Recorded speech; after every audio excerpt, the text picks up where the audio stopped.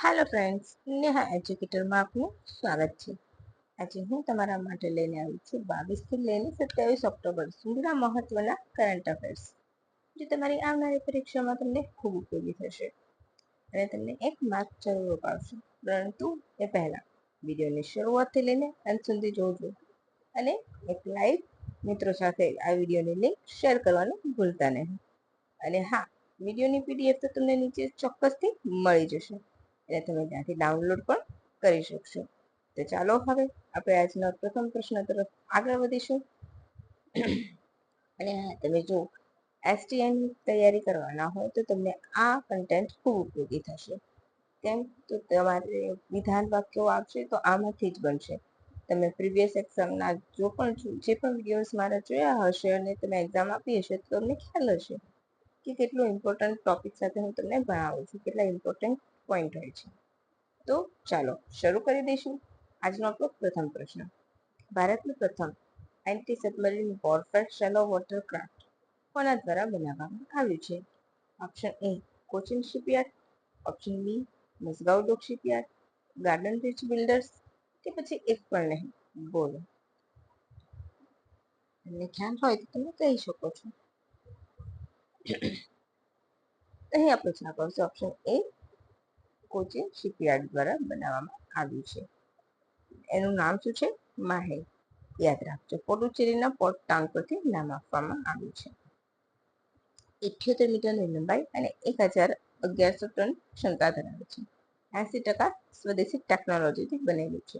એટલે તમે make in India હેઠળ બનેલું સમજી શકો છો. Torpedo, multifunction anti submarine rockets, advance radar અને સોનાર લઈ જવામાં સક્ષમ છે.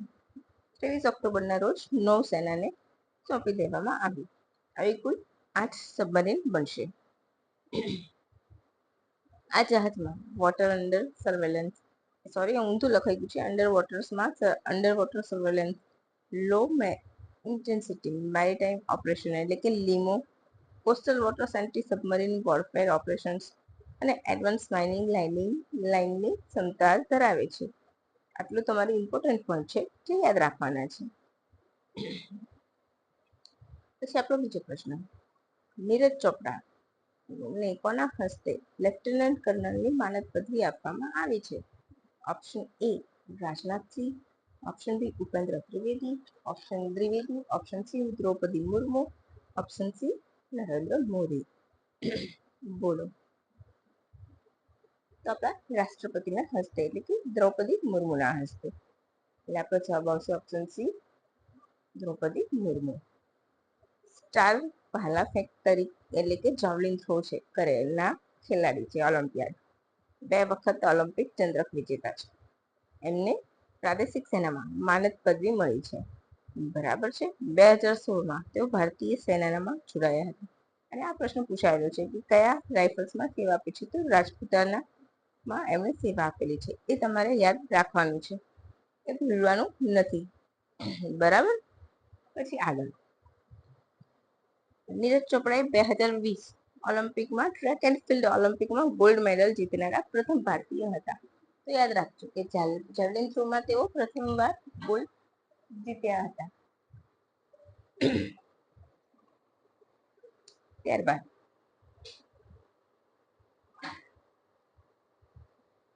નેક્સ્ટ ઓલિમ્પિકમાં તેમણે સિલ્વર જીત્યું હતું અને વર્લ્ડ એથ્લેટિક ચેમ્પિયનશિપમાં તેમણે ગોલ્ડ જીત્યા છે. તો તેઓ ગોલ્ડ જીતનાર કહેવાય છે. ગોલ્ડન બોય તરીકે પણ જાણીતા છે તેઓ. એ પણ તમારે યાદ રાખવાનું છે.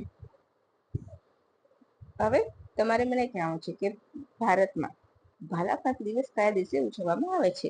જે દિવસે તેઓ ભાલો ફેંકીને જીત્યા ગોલ્ડ લાવ્યા હતા એ દિવસને ઉજવવામાં આવે છે. તો યાદ રાખજો. પછી આગળ: તેમને Padmashri, major Dhyan Chand award, Khel Ratna award, Arjun પુરસ્કાર, પરમ વિશિષ્ટ સેવા મેડલ અને વિશિષ્ટ સેવા મેડલ પણ મેળવી ચૂક્યા છે. આગળનો પ્રશ્ન આપણી ત્યાં છે ગાડી થોડી ફાસ્ટ ચાલશે. બરાબર. રોડ્રિગો પાઝ પરોયા કયા દેશના રાષ્ટ્રપતિ તરીકે નિમણૂક કરવામાં આવ્યા છે? મલેશિયા, નાઇજીરિયા, જાપાન અને બોલિવિયા. બોલો. તમારે આ બધાના રાષ્ટ્રપતિ તમારે મને કમેન્ટ બોક્સમાં કમેન્ટ કરવાના છે. તો શું આવશે આપણો જવાબ?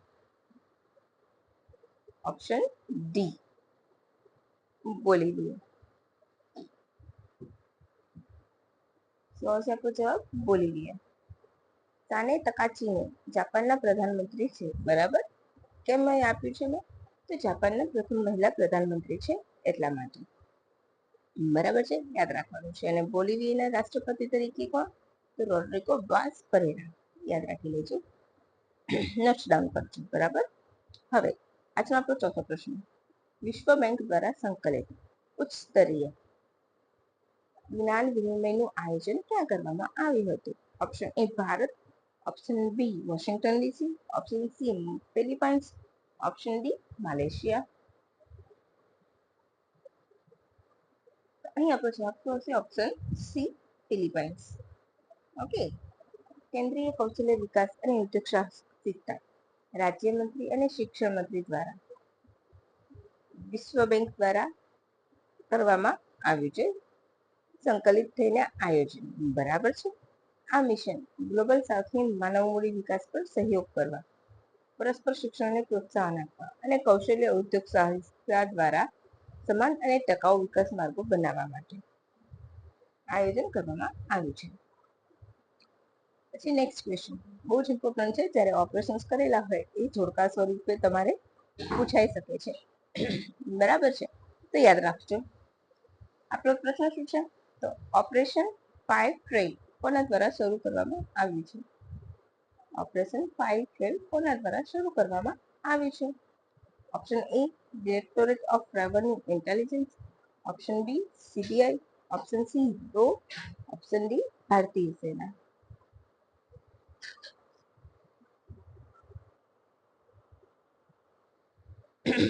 તો અહીં આપણો જવાબ આવશે option A directorate of revenue intelligence, એટલે કે ડીઆરઆઈ.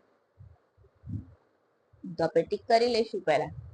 ઓકે, ચલો જોઈ લઈશું ઓપરેશન ફાયર ટ્રેલ શેના માટે હતું? તો ચાઇનીઝ ફટાકડાની ગેરકાયદેસર આયાતને રોકવા માટે સક્રિય રીતે પાર પાડવામાં આવ્યું હતું. અને ક્યાં? તો તુત્રીકોરિન બંદર ઉપર, બરાબર છે. પછી બહુ જ અગત્યનો પ્રશ્ન છે, કુલ વન ક્ષેત્રમાં વિશ્વમાં ભારત કયા નંબર પર છે? કુલ વન ક્ષેત્રમાં વિશ્વમાં ભારત કયા નંબર ઉપર છે? ઓપ્શન એ 9માં, ઓપ્શન બી 10માં, ઓપ્શન સી પહેલા, ઓપ્શન ડી 11માં. બોલો.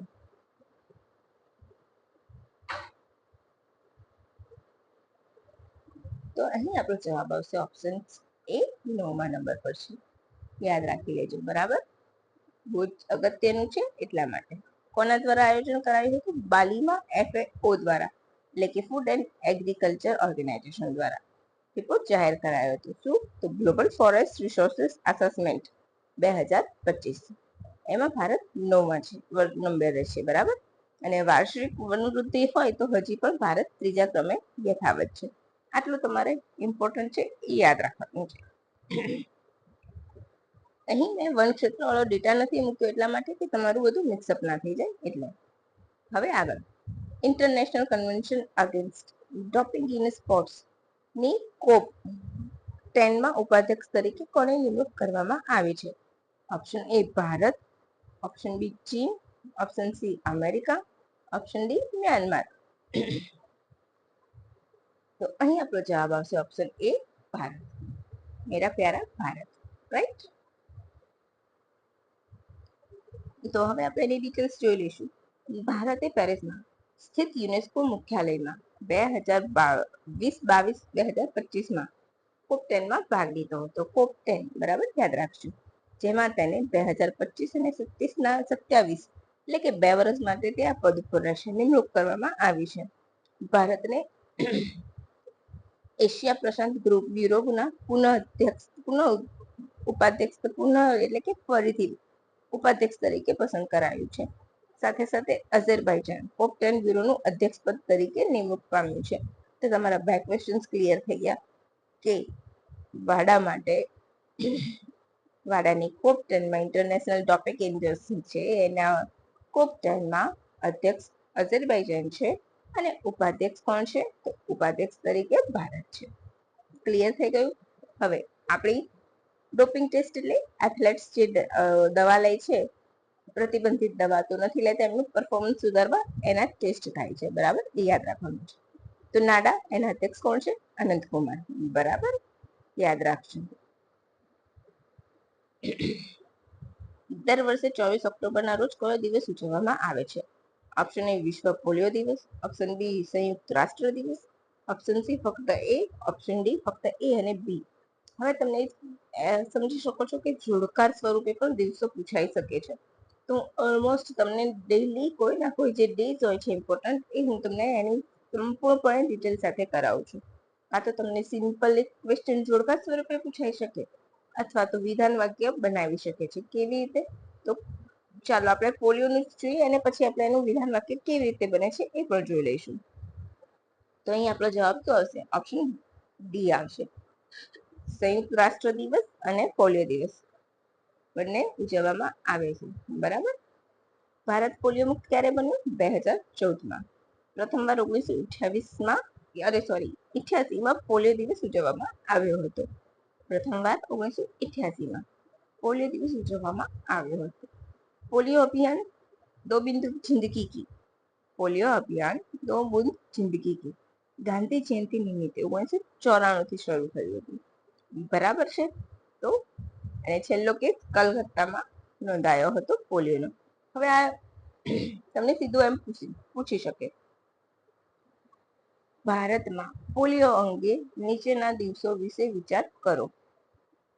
પૂરા વિશ્વમાં 24 ઓક્ટોબરના રોજ વિશ્વ પોલિયો દિવસ ઉજવવામાં આવે છે.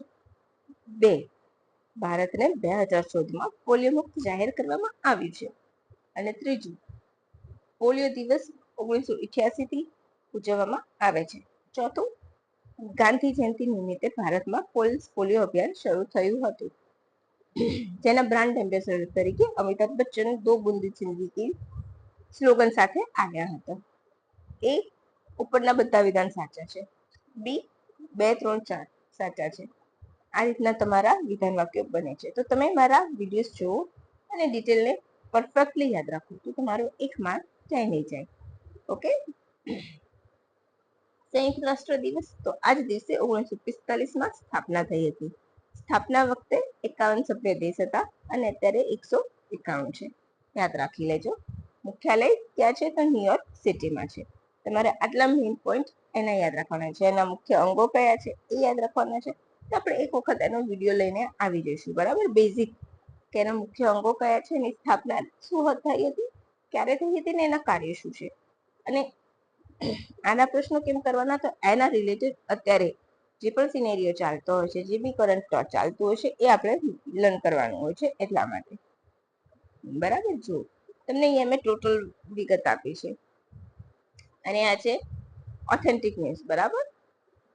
કઈ? તો આકાશવાણી જે સરકારની ચેનલો કહેવાય છે એમાંથી મેં ન્યૂઝ લીધેલા છે. બરાબર. હવે તાજેતરમાં IUCN નો 90મો સભ્ય દેશ કોણ બન્યો? Armenia, Tuvalu, Bharat, America. તમારે મને ભારત ક્યાંથી દેશ છે કહેવાનું છે. અગાઉના 2 વિડીયોઝમાં મેં તમને કરાવેલું છે. બરાબર છે. તમારે મને એ જ કહેવાનું છે કે ભારત IUCN નો સભ્ય છે કે નહીં, અને છે તો ક્યારથી છે.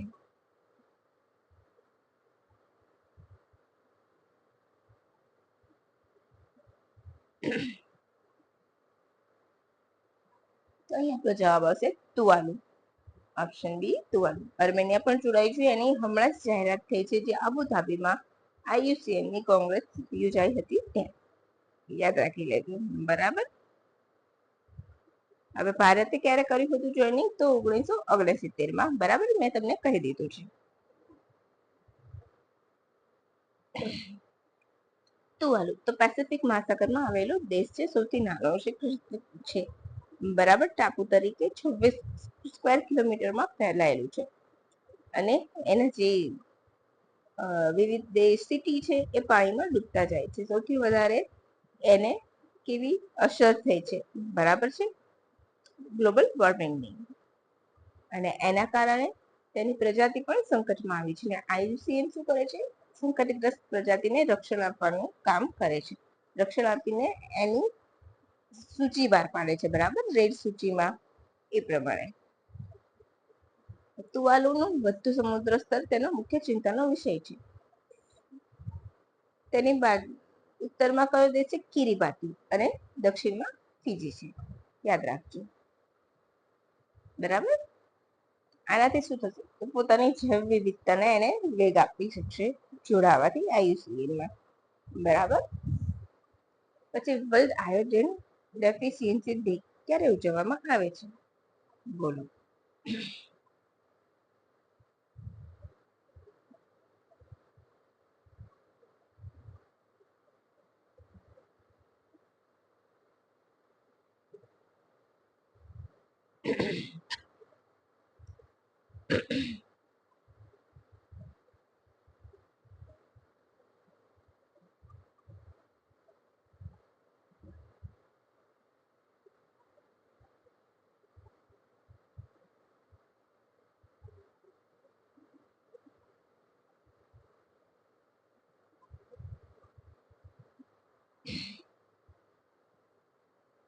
બોલો, ક્યારે ઉજવવામાં આવે છે world iodine deficiency day? 21 October, 22 October, 20 October કે એક પણ નહીં?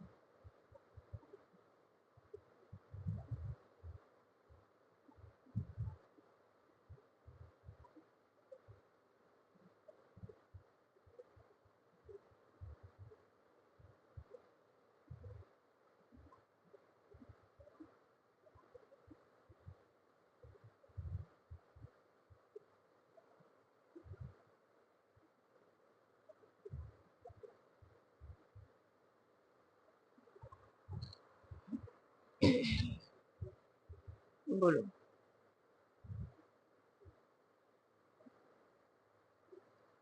21 ઓક્ટોબર, 22 ઓક્ટોબર કે 20 ઓક્ટોબર કે એક પણ નહીં?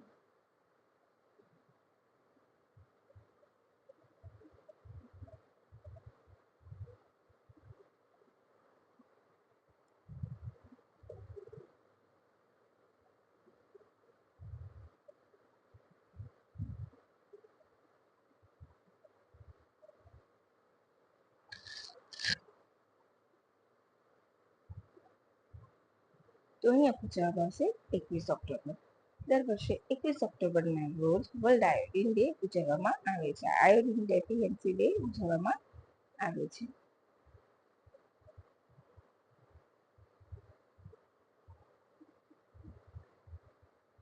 ઓકે, 2002 થી થીમ શું છે? Ending iodine deficiency through public awareness and global action. આટલું તમારે યાદ રાખવાનું છે. આયોડિનથી કમીથી ગોઈટર રોગ થાય છે, એ તો તમને સૌને ખ્યાલ હશે, બરાબર. એ સિવાય થાઇરોઇડ ગ્રંથિ માટે આયોડિન જરૂરી છે, તો એ તમારે પોઈન્ટ યાદ રાખવાના છે, બરાબર છે. હવે આગળ વધી જઈશું. એટલે કે કેવું કહે છે, થાઇરોક્સિન T4 અને થાઇરોડાઇરાઇન T3 એની ઉપર અસર કરે છે, બરાબર. હવે અહીંયા જોઈ લો, 21 ઓક્ટોબર, બરાબર, વર્લ્ડ આયોડિન ડે, આયોડિન અર્પતા દિવસ. આ તમારે એના વિશે ટોટલ મેં માહિતી આપી છે, અને આ માહિતી આકાશવાણીમાંથી મેં લીધી છે, બરાબર, યાદ રાખજો. હવે important day, world snow leopard day ક્યારે ઉજવવામાં આવે છે?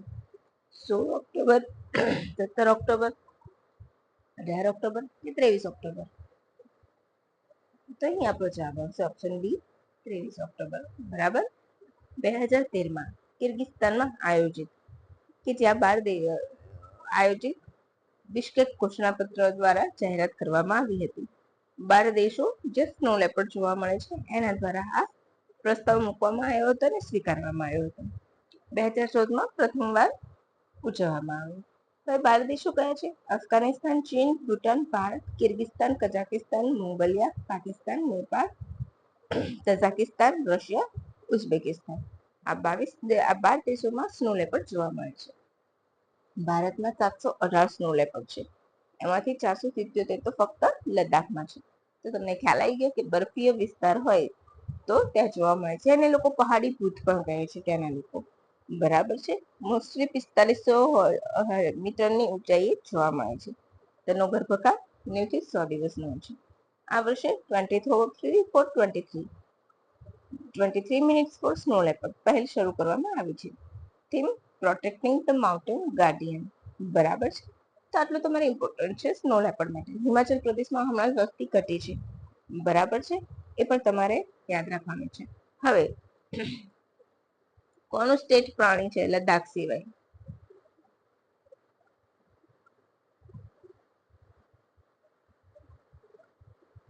લદ્દાખ સિવાય સ્નો લેપર્ડ કોનું રાજ્ય પ્રાણી છે? બોલો. લદ્દાખ અને હિમાચલ પ્રદેશ. અને હિમાચલ પ્રદેશમાં તાજેતરમાં વસ્તી ગણતરીમાં એની સંખ્યા ઘટી છે, એ પણ તમારે યાદ રાખી લેવાનું છે. ભારત ઇન્ટરનેશનલ રાઇસ કોન્ફરન્સ ક્યાં યોજાય? બેંગલુરુ, કેરળ, નવી દિલ્હી, એક પણ નહીં. કેરળમાં ચોખ્ખું થાય છે એટલે આપણે કેરળ સમજી લઈએ. બરાબર, પણ કેરળ આપણો જવાબ નહીં આવે, નવી દિલ્હી આવશે. ઓકે. મોટા મોટા દેશોએ ભાગ લીધો. આપણે ભારત વિશે જોઈશું.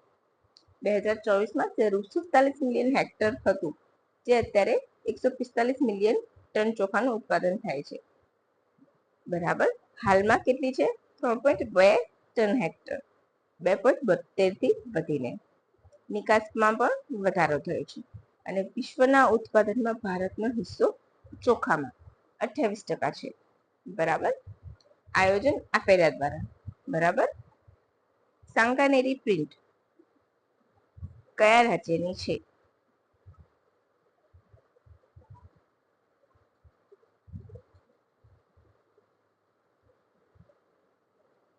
સાંગાનેરી પ્રિન્ટ કયા રાજ્યની છે? રાજસ્થાન, અરુણાચલ પ્રદેશ, ગુજરાત કે ઉત્તર પ્રદેશ?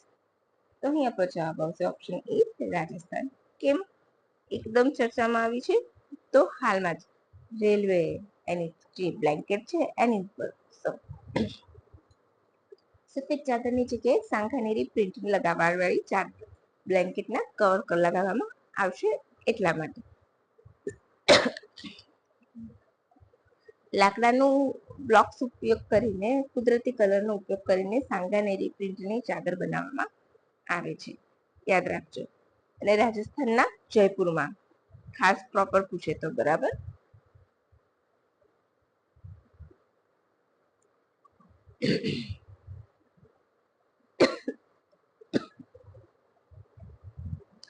IUCN નો કેન્ટન મિલન પુરસ્કાર મેળવનાર પ્રથમ ભારતીય કોણ બન્યું? Option D Nitin Desai, option B Sonali Ghosh, option C Ajay Kumar, option D એક પણ નહીં.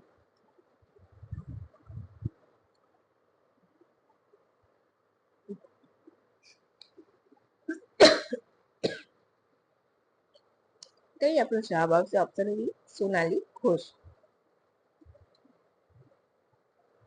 એ તેઓ ક્યાં કામ કરે છે? તો કાંચીરંગા નેશનલ પાર્કના ફિલ્ડ ડિરેક્ટર છે. IUCN ના પૂર્વ ડિરેક્ટરના નામથી આ એવોર્ડ આપવામાં આવે છે. શું છે એનું કામ? કેમ આપવામાં આવે છે? સંરક્ષિત વિસ્તારમાં વ્યવસ્થિત વ્યવસ્થાપન થાય એના માટે આ એવોર્ડ આપવામાં આવે છે.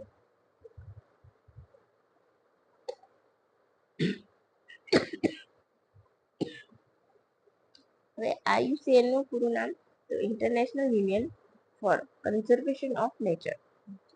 1948માં તેની સ્થાપના થઈ હતી. મુખ્ય મથક સ્વિટ્ઝરલેન્ડના ગ્લેન્ડમાં છે. યાદ રાખજો.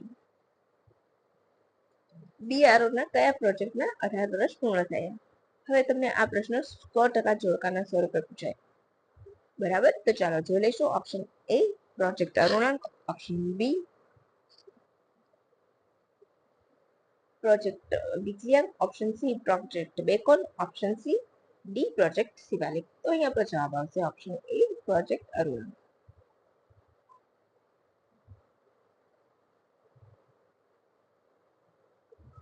બરાબર છે. પ્રોજેક્ટ અરુણાંક. બરાબર, યાદ રાખી લેજો. પ્રોજેક્ટની શરૂઆત ક્યારથી થઈ હતી? 2008માં.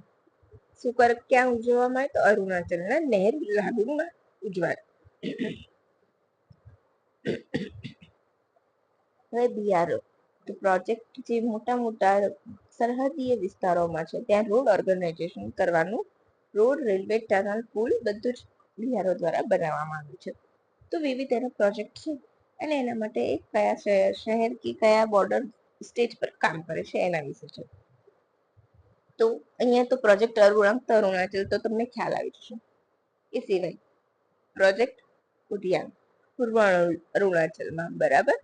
કરતાક એ પણ અરુણાચલમાં, બેકોન જમ્મુ કાશ્મીરમાં, હિમાંગ લદ્દાખમાં, વિજયાક કારગિલમાં, પ્રોજેક્ટ દીપક ઉત્તરાખંડ અને હિમાચલ પ્રદેશ, અને દંતક ભૂટાનમાં. બહુ જ અગત્યનું છે, યાદ રાખી લેજો. શબરીમલા મંદિરમાં દર્શન કરનારા દ્રૌપદી મુર્મુ કયા નંબરના રાષ્ટ્રપતિ છે? બોલો. તો બીજા નંબરના. પ્રથમ મહિલા છે અને રાષ્ટ્રપતિ પૂછે તો બીજા. બરાબર. આ પહેલા વીપી સિંહે દર્શન કર્યા હતા, યાદ રાખી લેજો. કદાચ મેં અહીંયા લખવાનું રહી ગયું છે, પણ હું બોલું છું તો તમારી નોટબુકમાં નોટ કરી લેજો. હવે કેમ ચર્ચામાં છે સબરીમલા મંદિર? તો તમને સૌને ખ્યાલ હશે કે 10 થી લઈને 50 વર્ષની મહિલાઓના પ્રવેશ નિષેધ હતો આ મંદિર પર, જેને 2018માં હાઈકોર્ટ દ્વારા ગેરબંધારણીય અસંવૈધાનિક ગણીને હટાવી દેવામાં આવ્યો હતો. એટલા માટે હવે એક સિમ્પલ પ્રશ્ન પણ પૂછાયેલો છે કે સબરીમાલા મંદિરમાં કયા ભગવાનની પૂજા થાય છે? તો અયપ્પા. અયપ્પા એટલે ભગવાન શંકર અને ભગવાન વિષ્ણુનું મોહિની સ્વરૂપમાં અવતરેલું સંતાન એટલે અયપ્પા. કેરળમાં આવેલું છે. પેરિયાર ટાઈગર રિઝર્વમાં 18 પહાડીથી ઘેરાયેલું છે વચ્ચે. બરાબર છે. આ મંદિરમાં મંડલા પૂજા, મકરિવલ્લકુ અથવા તો મકર સંક્રાંતિ, મહાતિરુમલ સંક્રાંતિ અને મલયાલમ મહિનાના પ્રથમ 5 દિવસો દરમિયાન પૂજા માટે ખુલ્લું મૂકવામાં આવે છે. યાદ રાખી લેજો. હવે દાર એસ સલામ ઘોષણા ક્યાં સ્વીકારવામાં આવી હતી? બોલો. Option A Tibet, option B Tanzania, option C Kutch, option D Nepal.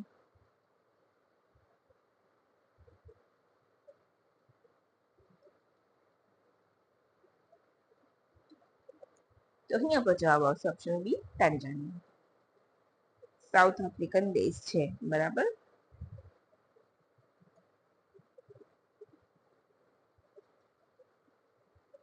હવે Pan African donkey scheme conference દરમિયાન તેને સ્વીકારવામાં આવી છે. કેમ? તો ગધેડાની સ્કીનને પણ ગેરકાયદેસર રીતે એની આયાત અને નિકાસ થતી હોય છે, એની પર રોક લગાવાય. એના માટે કાયદેસર રીતે એ લોકો ગધેડાને મારી કાઢે છે. તો 15 વર્ષ સુધી ગધેડાના હત્યા ઉપર પ્રતિબંધ મૂકવામાં આવ્યો છે. ગધેડા એટલે જંગલી ગધેડા, બરાબર, જેને આપણે શું કહીએ છીએ? એ કચ્છમાં ઘુડખર. બરાબર, યાદ રાખી લેજો.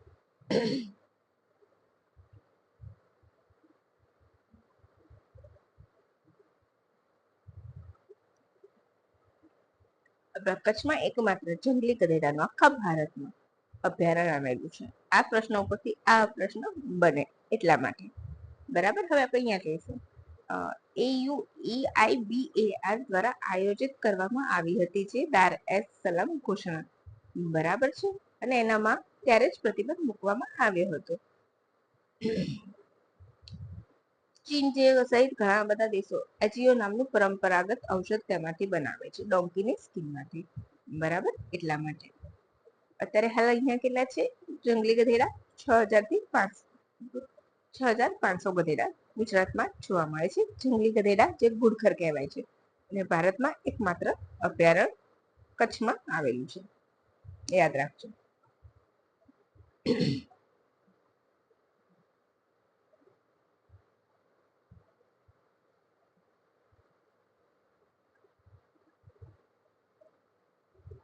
અને મને ખ્યાલ છે ને 2013માં જંગલી ગધેડા ઉપર એક ટપાલ ટિકિટ પણ જાહેર કરવામાં આવેલી હતી, બરાબર.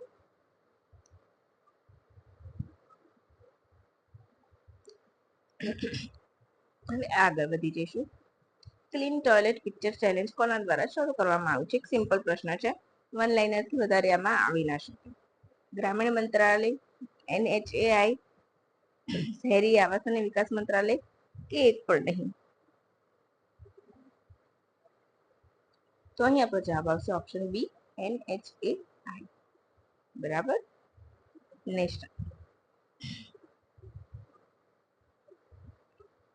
National Highway Authority of India 1995માં સ્થાપના થયેલી છે, યાદ રાખજો. ક્લીન ટોયલેટ પિક્ચર એટલે શું દેશ છે? તો ટોલ પ્લાઝા પાસેના જે ટોયલેટ ગંદા હોય એના પિક્ચર લો અને NHAI ની વેબસાઇટ પર એને અપલોડ કરો. અને જો તપાસમાં એની તપાસ કરશે અને ફરિયાદમાં સત્યતા હશે તો જે વ્યક્તિ ફોટો મોકલ્યો હશે એને 1000 રૂપિયા ફાસ્ટેગના એના ખાતામાં ડાયરેક્ટ મળશે. 31 ઓક્ટોબર સુધી આ ઝુંબેશ ચાલવાની છે, યાદ રાખજો. એક સિમ્પલ વન લાઇન. 14મી Bharat Bhutan border management security meeting ક્યાં યોજાઈ? Option A Navi Delhi, option B Thimphu, option C Kolkata અને છેલ્લે સિક્કિમ. તો શું આવશે અહીંયા પર જવાબ? Option B થિમ્પુ.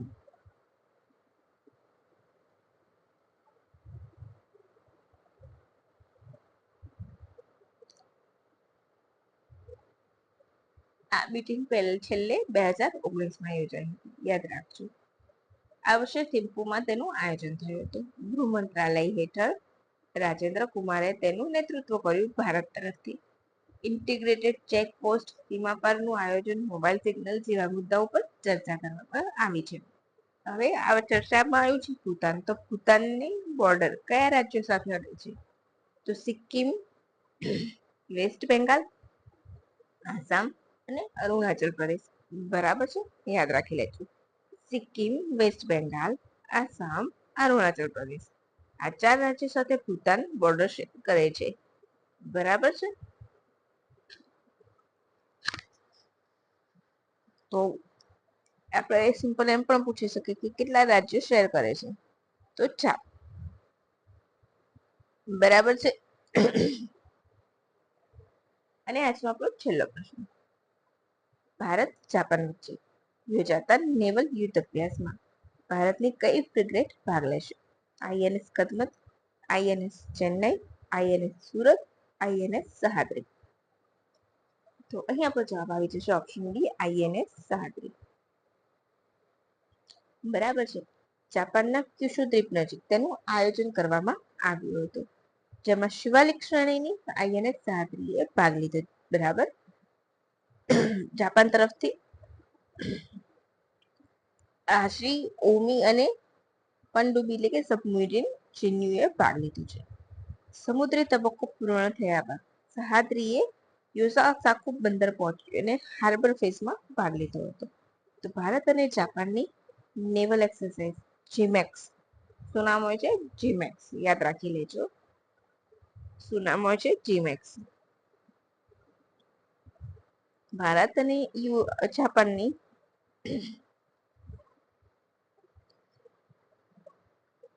એક્સરસાઇઝ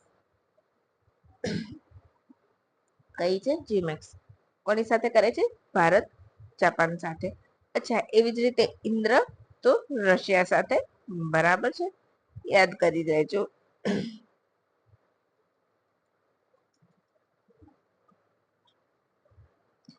ઇન્દ્ર કોની સાથે? તો રશિયા સાથે. યાદ રાખજો. પછી કોંકણ તો યુકે સાથે હમણાં જ થઈ છે, હું તમને રિફર કરાવું છું. સમુદ્ર શક્તિ તો ઇન્ડોનેશિયા સાથે.